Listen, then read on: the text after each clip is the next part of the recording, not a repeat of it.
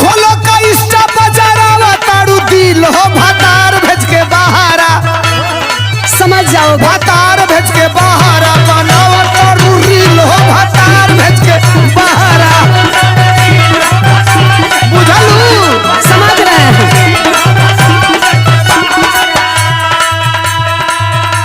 एकदम पागले हो क्या जी, तुमको समझ में नहीं आता है। अब ढील दे तनी तो ढेर मत भीतर घुसा। अरे ये सब बनाने से पागल पैसा आता है। पैसा तब हम ही ना जानत रही हैं। तो नहीं जाने थे तो सुनो। हाँ बोला। रुपया कमाए पिया गईले परदेश ही